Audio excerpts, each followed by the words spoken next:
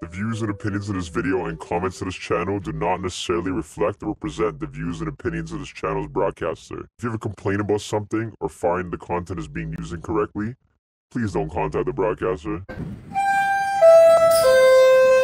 This is Balaclava Diaries. We're toxic, we're talking aggressive. If you don't like it, send a message. We're weed stimulated, educated, top rated, and never baited. I am the OG MacG. To the left of me, Lofsky Love.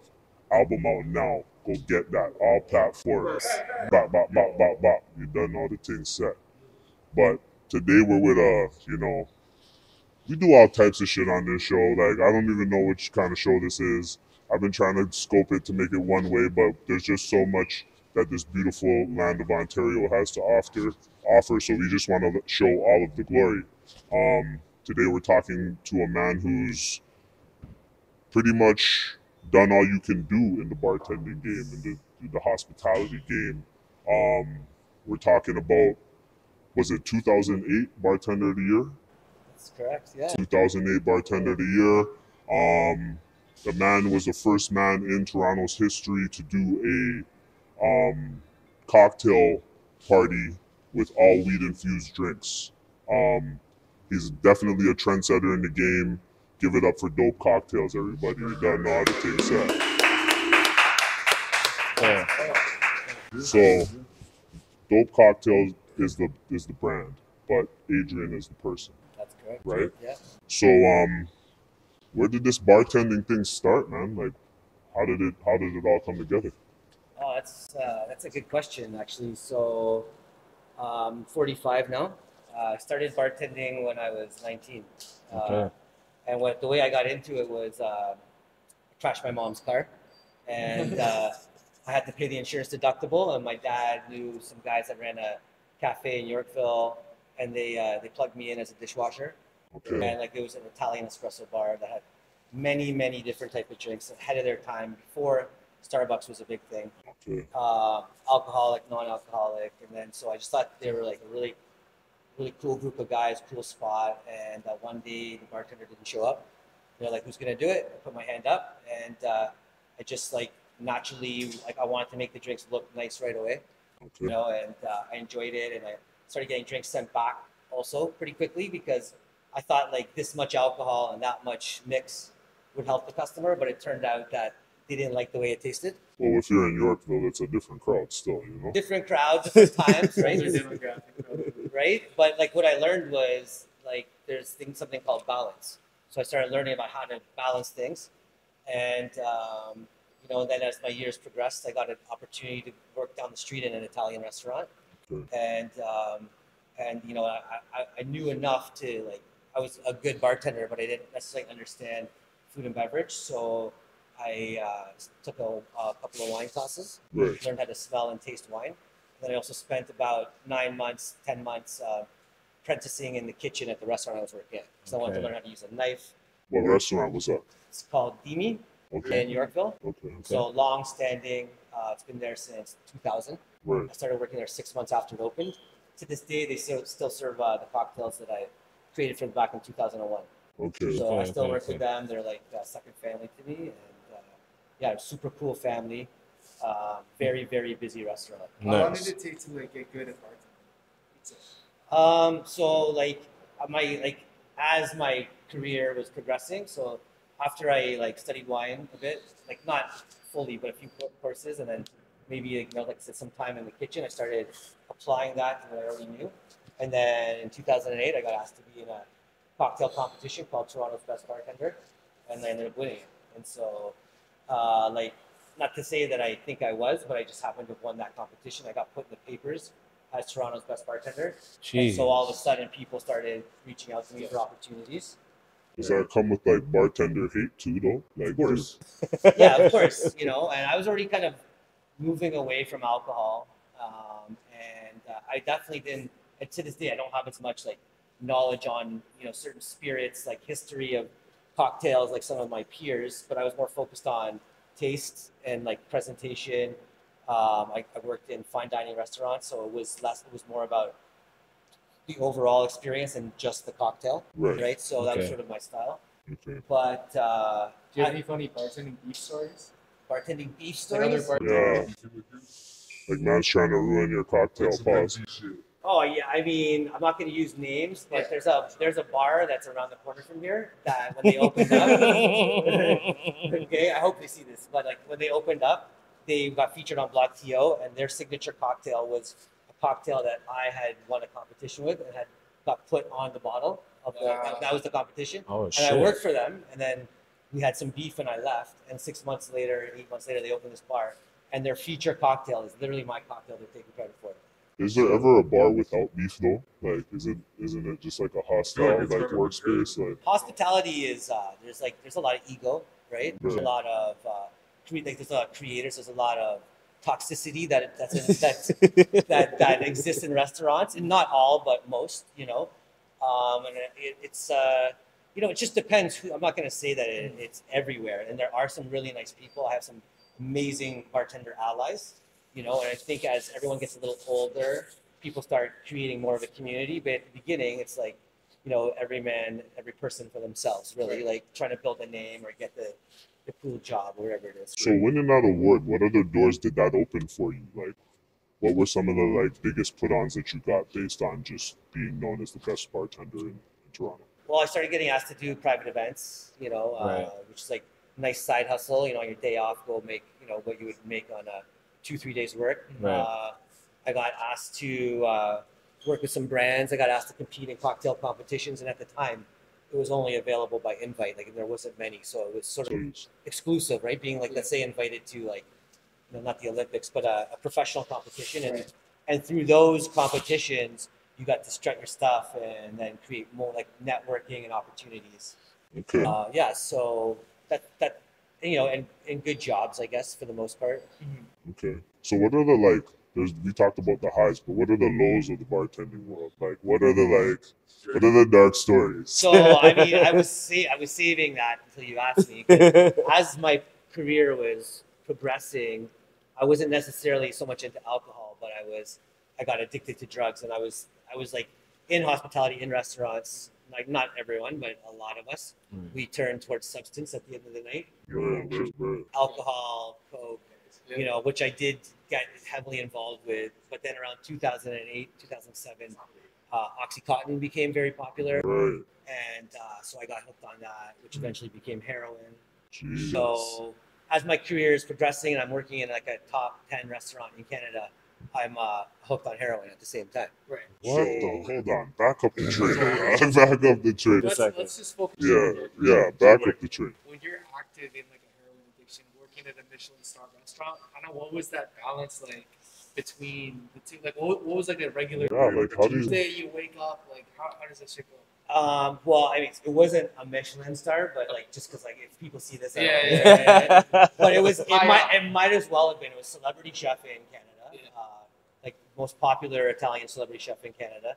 On TV, had his own TV show, and it was crazy. It was a crazy double life experience because 1 minute I'm like serving bottles of wine worth $1,000, like Nickelback on a Monday night would come in and tip us, spend $4,000 on dinner, tip us like that. Like that was like not a rare occurrence, right? Right. I'm also running out to meet my guy, and then hooking up in the bathroom, and then No, you're serious. You ever like kind of nod while you're like making of a drink? course that was or, the. like, I mean, What? stay awake? No. yeah, I mean, of course, some of my old colleagues may see this and laugh, but like that was the main thing. It was like I was able to do my job. I was high functioning, but apparently I didn't look well at times, and maybe my eyes were closing and nodding out. But I was a pretty high functioning addict for a while until I wasn't. Do you think it was just kind of something to like, because there's a saying that kind of goes like everybody wants the fame until they get it. You know what I mean? And like a lot of times you hear stories about people on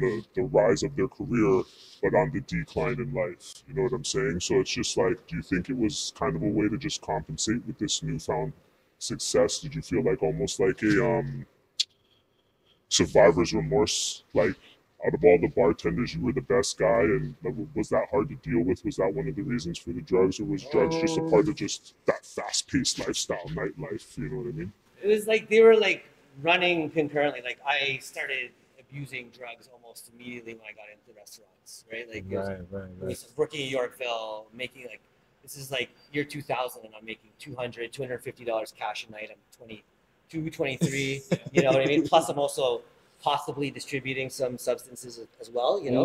Allegedly. Possibly, I'm not sure, right? So I'm like, I got him, like, so it's like, it was, like, I got hooked right away. Right. And then the reason I got into the opioids and opiates is because those substances were no longer serving me, but I still needed something. And then I Right. found the opioids, and I was like, okay, this is what I was missing. And then unfortunately, you know, this was not the right answer. So coming off the opiates though, like what was that process like? Because now today, you know, fast forward, I don't want to get too ahead of ourselves, but you're all about wellness now. Yeah. You know, you reach out to people that may or may not be struggling, whatever. So what was it like coming off the opiates and then gradually going to this direction? So it took me like, so I'm 5.5 years clean now. Yeah. So Congrats. Yeah. Big up to that stuff. so yeah, it took me, let's say, you know, to get to that, I got clean 2019, and to get those 5 years, I was like in and out of recovery from 2009 to 10 years of in and out of rehab 4 times. Yeah. You know, I had periods of sobriety where I was not using cannabis at all. I was 100% clean, 12-step model for like 2 years, and it just wasn't for me. And then I relapsed very hard. And then like in 2015, 2016, Toronto's heroin supply got substituted with fentanyl. Yeah. Fentanyl. And Wow. so that was just really no fun. It's a different drug. And what happens is once you make that step from heroin to fentanyl, heroin no longer keeps you from getting sick. So now you have to take fentanyl, right? Or you're gonna get sick. And detoxing from fentanyl is a whole other story. So it was crazy, yeah. So what was that like, man? Like, take us, because a lot of these kids nowadays are experimenting with these drugs and they don't realize what's going to happen. Take us through the withdrawals of coming off of fentanyl. What was that like? Okay, it's like, you know, if you're at that point and your life's already shit, pardon my language, Right. things are already terrible because you're not getting clean because things are still working out for you, right? Because why would you? Mhm. So on top of your life probably being an absolute mess, there's the physical withdrawal, which is a big reason why people can't ever get clean. And like that is like, you get basically pneumonia symptoms, Right. and it's like you can't find any sort of comfort. You can't sleep. I've heard people say you get itchy blood, and your bones hurt, and like that's what it pretty much is. You're freezing cold, but you're dripping wet sweat. You know, you can't drink water, but you feel like you need to. It's like there's absolutely no cure. It's like an exorcism, right? It's like an exorcism. It's very painful. There are now, Fucking hell. you know, drugs that help with those experiences, like methadone, Suboxone, right? Which I did use to. I graduated. I was like, Suboxone didn't work for me. I went on methadone, and then the methadone was keeping me clean from fentanyl, but I was getting really bad side effects from the methadone, and that's how this all got created. Okay, so that was leading me to my next question. Tell us about DNA and you know, what you guys do. Like, it seems like you do a little bit more than the average bartending service. You know what I'm saying? Like, yeah, so DNA is it's a funny. I'll tell you how that name came about. Me and my friend Daniel used to walk around the block doing drugs all night long after working and talking about our bar we were going to open up called DNA. You know, and we never did it. Daniel and Adrian. Right, And then so 2019. I was just like, you know, I have the skill set and I'm 40 years old at the time. I'm just like, I had enough of working for other people. And it's like a now or never. Either I'm going to make something for myself or I'm not. right. So I just did what I could, which was already doing private events and consulting. And I had another business partner at the time. Her name was Deanna. So Deanna and Adrian, it was like the same kind of idea. Okay. And so at the very same time, cannabis had been legalized and the stores had just opened up. Right. And the way I got put onto cannabis was my doctor. I was telling my doctor that I had really bad side effects from the methadone. Right. And I was already smoking weed. And he's like, well, you're already using THC. Maybe you should go learn about cannabis from the dispensaries because my other patients have reported a lot of good results using certain things. He's like, but don't ask me for a card. I don't use it. I don't prescribe the cards. You have legal stores now. Right. You don't need a license. So I went into one of the stores. And this was when there was only like 10 in Toronto. and I talked to a bud tender. She was like, "You need 1-to-1. You need 1-to-1 THC and CBD." That's what I told her what I was using it for. And I went home, I tried it, and it was amazing. And then so then as I started learning more about the new cannabis products available, I started experimenting with adding whatever additive I could find that would mix into a drink. So the first one was like oil into a coffee, you know, THC and CBD, and then it was like then I would get a distillate and emulsify that into a syrup and so on and such forth. And then so at the same time as me starting my company, I was like, okay, I've got this reputation of being this guy who can make cocktails, but is also a relapsing drug addict. So I need to come back with something new, something fresh, something that's going to separate me from my peers, you know, and then maybe help me clear my name. And so that's how I came up with Dope Cocktails. Can you tell us a little bit about it? Because I know you were saying because with all the restrictions, especially during COVID in Ontario and stuff like that, you were saying that you kind of kickstarted over in New York. Can you talk a little bit about that? Yeah, so 2020, I threw the first cannabis event in Toronto, first like organized public cannabis cocktail event. We had like 11 bartenders from around Toronto come make these type of drinks. They're like little stations. It was a learning experience, you know.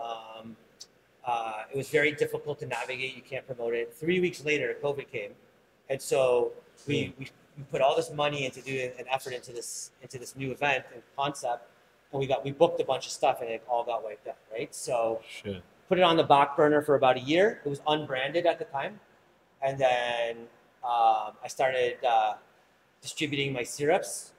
People were at home. People were asking me if I could make them drinks, which was really difficult because I use fresh ingredients. So I created infused syrups, honey syrup, demerara sugar syrup, which is like a natural sugar. I created an infused olive oil, agave syrup. So me and my friend, we started selling that, and that's how I was sort of pushing the brand along, and I made some money doing that. And so then I invested in the branding, and my mom comes from New York, and so the gentleman who created my branding, he said, like, tell me a bit about yourself. So I grew up, in the 90s, listening to hip hop from New York, mostly. Big into sneakers. Okay. Wait. Who's your top MC out in New York? Well, the album that grabbed me, like that changed my life, was the Low End Theory by Tribe Called Quest. And that's when it dropped, right? That's like that, I heard that album and I was just like, okay, it's like heavy. And so at the time, it was very difficult to get rap music in Toronto. Like the cassette was like $50. I was going to New York all the time with my family to visit my mom's side of the family, so I would go, digging in the crates, looking for tapes, bring them back to my friends. We'd make mixtapes, whatever. So I told the branding guy on this. He's like, all right, so we got to do something around that. And so the branding started off, as I was saying, based on Nervous Records. So completely did a complete rip of the logo, and so we were kind of running with that, and couldn't really do events in Ontario still, COVID plus restrictions, and so I reached out to some guys on Instagram in New York. New York had just sort of opened up, and there was no guidelines, sort of like Ontario was pre-legalizing, like pre-legal stores. And was it legal in New York at the time? It was legal. It was legal, but there was no regulation, so it was kind of like a free for all, right? So Wild West.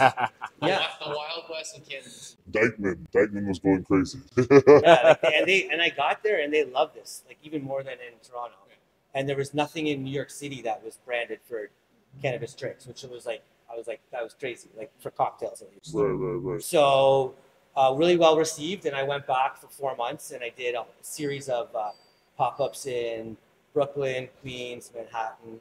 It was like did a pop-up on Hollis Avenue, right? Run DMC and all that. And Flatbush, we did a pop-up like Manhattan in a recording studio. I linked up with a crew called Pounds, and they had some dispensaries and like lifestyle brand, and they brought me around.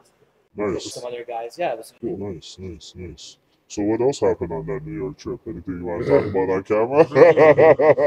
Yeah, well, I got a really cool tour of the central booking in downtown Brooklyn. I spent 26 hours of. Was it based on the drinks or? No, it wasn't. It was a dispute with a cannabis chef who we were doing collaborations with, who just turned into like a volatile situation where he basically jumped on my car and started wrecking it. Wow. So I drove off with him on top of it. It's some GTA shit. And I'm not really into like calling police, especially for dumb shit. And he did, and he made up a story about me. And then the next day, I went in to talk to them, and they didn't even want to hear my story. They just put me right into handcuffs, and I got charged with felony assault with a weapon. The weapon being your vehicle? My vehicle, yeah. And I was like looking at 3 to 5 years. Jeez. They wanted to take it to the Supreme Court. No way, yo. But you did hit him with your car, though, like. I had a good lawyer. Yeah, I had a good lawyer, but honestly, I was a little worried because just the fact that they could hold me for nothing, but I didn't do anything. Like, so I was like, they're gonna go to court and there'll be no evidence against me. So I wasn't too worried, but you know, I guess a few moments of stress. Yeah. All right, yo. Well, take us through 2 of these cocktails. Let's see what these cocktails are saying. All right, so so as I was saying, dope cocktails is an alternative to alcohol. Right. It's the whole idea of dope cocktails is it's supposed to help you make you feel well, right? So usually when you have an alcoholic drink, you're gonna feel a little shittier the next day, no matter what, even if it's one, right? Sure. Alcohol's fun, but it's just not good for you. There's no healthy application of it. No. So so these cocktails are designed to be like the anti-cocktail. Okay. I use fresh ingredients. These juices were squeezed and pureed about 2.5 hours ago. Oh, shit. So like really fresh, all fresh ingredients here, edible flowers. Some of the drinks sometimes I Edible flowers. Yes. That's cool. I need that for the gallum still. Well, yeah, I mean that's what we make these drinks for, right? Yeah. So and then I also add terpenes to sometimes I add terpenes, and I'm not sure if you guys are familiar with terpenes, but they're like the flavonoids, flavors of cannabis, and they also help dictate the experiences that you get from cannabis. So it's different. For example, like lavender is sedating and helps us all sleep. Right. The reason for that is the terpenes in lavender called linalool, and those Wow. same terpenes are found in cannabis. Those terpenes are also found in like blueberries, you know, and like natural ingredients. So everything has terpenes in it. Sometimes I add the terpenes from cannabis to make them strain specific. And so that helps dictate the experience. So it's like, this way you could have like a, you know, pink kush margarita, right? So we're using the you know, THC and then the terpenes from pink kush and then whatever flavor I want to make it. Pink is my favorite. So, can you show us how you make one of these? Or Yeah, of course. Yeah, let's build this up. Let's see this. So you like pink, so we'll start off with that. Hey, if it's pink, I'm not mad, yo. You see my cups, green, pink, and purple? I picked those because of the colors of cannabis, right? You got the purple flower, pink flower, like you got other ones, but those are your main, I love weed, man. I love a lot of fun. right? Yeah. I do like the colors. So we're going to be using to dose the drink. I'm going to be using a product called Moonshots by a company called Aspire. I got turned on to this product. Company called what? Aspire. Oh, okay. Aspire Infusions. Okay. Yeah. They actually provided the cannabis for today's event. Bless. It's a really cool product. I wish it was mine, to be honest. So it's Gotta shout them out, though, you know? Yeah, Got a for little sure. brand deal going. We're working on it. So basically, this product is used to dose your drink. It's the taste of it is a little bitter, so it's best in a cocktail using like sugar, acid, you know, whatever flavor you want to use. But it's fast acting. It's using a technology called nanotech, nano THC. And so the way that works is it hits you about 4 times faster, so 4 times harder. It also wears off faster. Oh, It's designed so you can have multiple. It gives you kind of the experience of like a beer, I find. okay. With one beer, you get a little bubbly, a little, you know. But if you have 6, If you have 6, you're gonna get high. Yeah, you're gonna get high. I have people who are like, "Oh, bro, I smoke big blunts. Give it to me, and then see them in the corner, you know, cashed out. Yo, no sleeping in the studio, you heard? Okay, so hold on. How much of this are we putting in, though? Like, All right. we gotta teach people, too, at the same Yeah. time. So what's Because you know somebody's gonna go home, pour half the bottle in there, say, throw a little ginger ale on top of it and think they're you. You know what I mean? So, And this guy also has some more podcasts we got to handle today. yeah, so, yeah, I can't be. Who wants to taste test this, yo? No, okay, but All right. Yeah, So what's really cool about this product is it has a dosing mechanism on it. Mhm. So basically, you just twist off the cap, and then you tip it upside down, and there's like a little chamber that it dispenses 9 milliliters of liquid, which equals 10 milligrams of nano THC. So we just pour that in. oh, shit. So now that's in the cannabis industry, this drink would be known as active, right? Okay. That's what they call it. Active. Active. Yeah. So what does that mean? Like, They're just- Active means that there's mind and mood altering cannabis in there. So it means that it's been infused with THC or CBD. okay. Versus, let's say, this drink, which is La Croix water. This is non-active. Okay. No cannabis in it. So this is living in your brain, and this is not. Exactly. Okay. So I guess that someone say infused versus non-infused. I think active sounds cool too. Active. So I'm making the cucumber watermelon highball, right? So Okay. that's modeled after a classic cocktail, which is a highball, which is generally like whiskey or a spirit, soda, twisted lemon. Okay. It's very simple, very clean cocktail. Right. So we're starting off with the cannabis, some La Croix limoncello, and then this is a blend of fresh cucumber puree, watermelon, agave, and lime, and that's it. So kind of Wow. like think like the flavors of a cucumber watermelon margarita. All right. How long does it usually take to make those blends? 40 minutes. Like I try and I do most of my prep right before an event, depending on the amount of people, but generally about 2 hours. So it's like 2 hours to prep, 2 hours to shop, 2 hours to set up, that kind of situation. But the way that I'm able to make the presentation nice, clean, and organized is that you do all the work at home, you know? So then we're just gonna garnish it with a fresh piece of watermelon. Okay, and then When are you going to get your cooking show? Super food. Yeah, you need the This is the weed man cooking show for real. too much, Jeez. but you can get a bigger piece of watermelon. Oh, it's always the first one that I gotta figure out. Okay, we'll try that again. All right, that's better. Okay. Better. Okay. So then we got the cucumber, and then again, I like to use the edible flowers of the dope cocktails, Okay. something like that, Jeez. right? So it's like appetizing. You've got a little snack in there, like a fresh piece of cucumber. You've got your watermelon slice. You can eat the flowers. People always ask me like, what is it gonna taste like? It tastes like a flower. The reason why it's edible is because it's non-toxic. There's no pesticides, but it's not gonna taste anything other than like the way And it's this is gonna get me high like I smoked a spliff. It's gonna get you high a little different than the spliff. It complements well with a spliff, but it's Oh. a little more. So is this like, would this be more like a vibes, you and a ting, you're out, you're like, baby love, I got some weed cocktails at the crib still. She's like, weed cocktails, what's that? Absolutely. You know, and then you just come true on a 108, your 2 juice looks like this with a 1 fruit in there, and that's going to get you to the promised land, you're saying. Absolutely. I made when you come to these events, dope cocktails, it's like 80% women. I made it for them, you know? Honestly, it's gonna be more of like a sativa hybrid experience. Okay. I didn't add any terpenes to these ones because we're here during the day. Right. Indica drinks are more like nightcaps, and there are some good ones out there. There's a cannabinoid called CBN, which is designed for helping you fall asleep. And so, but that's, you don't really want to do that in a social setting. No, I did it in a social setting once and it fucked me up. Me and my boy threw up same time. It was fucked up. With the nods on. Yeah, it was fucked up. CBN is real.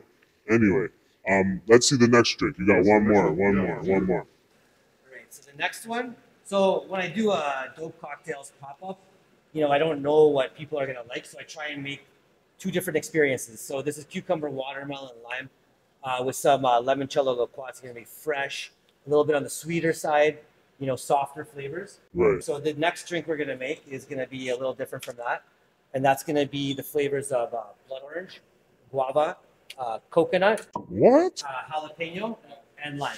Wow, this sounds like I'm in the yard, yo. So Man said guava and coconut, same juice. I work with drinks all the time, with alcohol, with non-alcoholic, and I listen and I see what people like. So I pull that information and I pick the flavors that I know people like, right? Right. Guava is very popular, blood orange, coconut, and they also go well together. And then, you know, everybody's into spicy margaritas these days. Right. So we add the habanero. And this is just a straight pour, there's no mix. Okay. And then the garnish for this one, go with a little dehydrated lemon, mostly for aesthetics. And then some fresh basil. That's going to be for aromatics. And then a little chili pepper, because it's a spicy drink, you know. And we're going to use a dehydrated rose too. Okay. So, and those are your two dope cocktails. So you've got the pink cup is like I saying, like fresh, softer, a little sweeter, and then this is going to be a little more flavor forward, a little richer, spicy, citrus, tangy. Jeez. Kind of reminded me. I tasted it today. Kind of reminded me of Caesar, but there's no tomato in it. Oh, okay. The spice in it makes it savory. Right. Yeah, man, that's crazy. This has been an experience. You know what I mean? Like, how many cocktails do you have like in your brain? Like you create these on your own. Like how many would you say you have on deck? I would say I have an infinite number. Workshopping different things. Yeah, because you know once you learn about flavors and like you know certain citruses you can swap out for other citruses, herbs. You know, pineapple for mango for passion fruit, right? Like start playing with. So, you know, I mean, I have thousands, you know, and I try and keep them fresh, but I tend to switch them up every season because I get bored of making the same thing over and over again, right? That's crazy, man. So actually, I didn't dose this one, so in case you wanted to taste it. And interesting thing at these events, I do get a lot of people who want to taste the drinks without the cannabis. Right. So especially when there's the terpenes in it, people who using terpenes in drinks with no cannabis is a good entry point for people who are not already taking cannabis. Because the terpene just punches you in the face. You have no You get choice. the flavor of it, Oh, true. and you also will get it'll help with like dictate an experience like an essential oil, but you're not going to get any sort of high. So like for those people who are kind of curious, it's a nice little gateway into it. True. Yeah. True. Well, yo, thank you so much for coming through, man. Appreciate the love, man. Thanks for chatting. Fucking cocktails are gonna done the place. And yeah, man. This is Balaclava Diaries, man. Teaching you how to get high off some juice. If you got any needs for parties, hit up my man. Shout out your socials, brother. DNA Drinks 416 and Dope Dot Cocktails. Okay. And you can catch him on that on every platform, you know what I'm saying? Thousands of cocktails. Thousands of cocktails. Pause. I said the word cocktail so many times today in the last couple of days. But anyway, shouting out live, OG MacG, shutting it down. Balaclava Diaries.